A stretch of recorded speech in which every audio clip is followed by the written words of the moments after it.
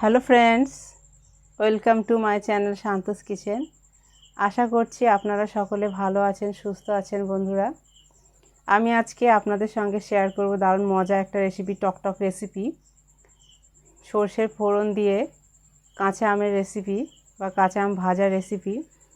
গরম গরম ভাতের সঙ্গে খেতে দারুণ, মুড়ি দিয়ে মাখিয়ে খেতেও দারুণ। এটা হঠাৎ গালে এই গরমে আপনাদের কিছু খেতে ভালো লাগছে না, গালে স্বাদ নেই, এরকম ধরনের একটা রেসিপি খেলে বেশ অনেকটাই স্বাদ চলে আসবে, ভালো লাগবে খেতে। তো বন্ধুরা, আমি এই রেসিপিটি কিভাবে করেছি সেটি দেখানোর জন্য চলে যাব আমি আমার রান্নাঘরে। চলেন তাহলে বন্ধুরা সকলে আমার সঙ্গে আমার রান্নাঘরে। চলে এসেছি রান্নাঘরে, আর আমি উনানে বসিয়ে দিয়েছি একটা কড়াই। কিছু আম এভাবে কেটে রেখেছি, আমি কাঁচা আম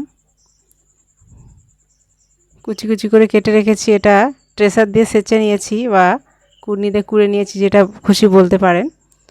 তো সাইডে রেখে দিচ্ছি। কড়াটা ভালো মতো গরম হয়ে গেছে, এবারে আমি দিয়ে দিচ্ছি রিফাইন অয়েল।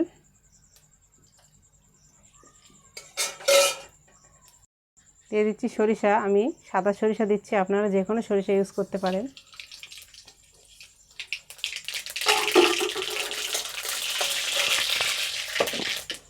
এর সঙ্গে দিয়ে দিচ্ছি পেঁয়াজ আর রসুন বাটা।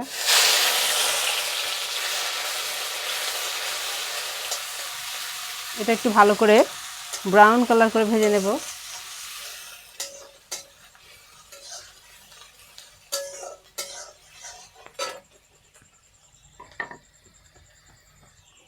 মৌরি, 5-6টা মৌরি আমি একটু হালকা থেতো করে নিয়েছি, দিয়ে দিচ্ছি, এটা ফ্লেভারের জন্য।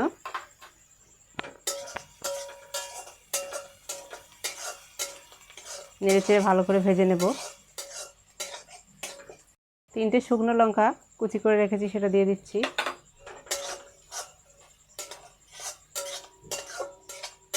মশলাটা ভালো করে কষিয়ে নেব। চিমটে পরিমাণ লঙ্কা গুঁড়ো, এটা দিলে আরও ভালো লাগে স্বাদটা। যারা একটু ঝাল বেশি পছন্দ করেন তারা দেবেন, তো স্বাদ মতো ঝালটা দেবেন, না চাইলে নাও দিতে পারেন।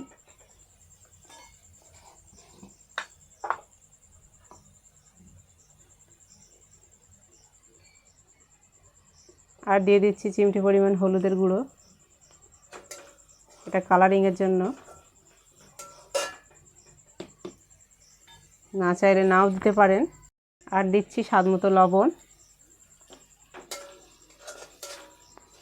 আমি এখানে 3টে আম কুচিয়েছি, তো আপনারা যেমন আম সেই পরিমাণই সব মশলাপাতি দেবেন।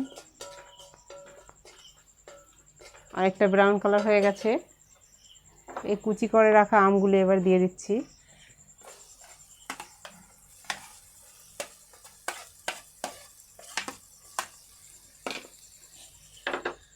এবার ভালো করে ভেজে নেব, নেড়ে চেড়ে এর সঙ্গে মিশিয়ে নেব।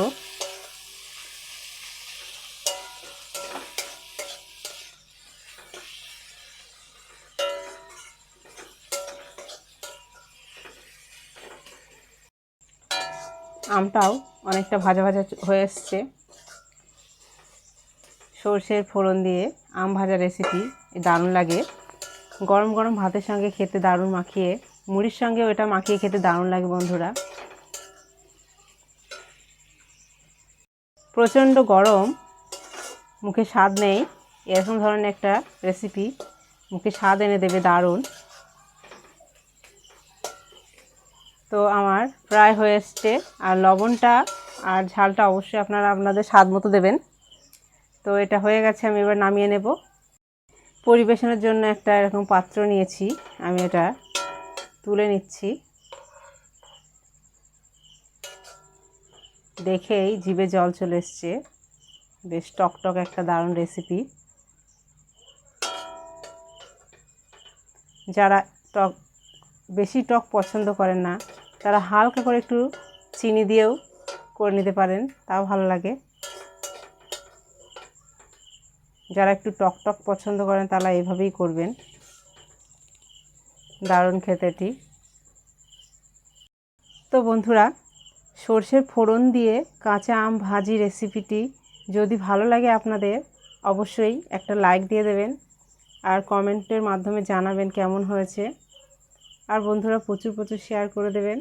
তো বন্ধুরা আজ এই পর্যন্ত, আবার দেখা হবে নতুন কোনো রেসিপি নিয়ে। টাটা।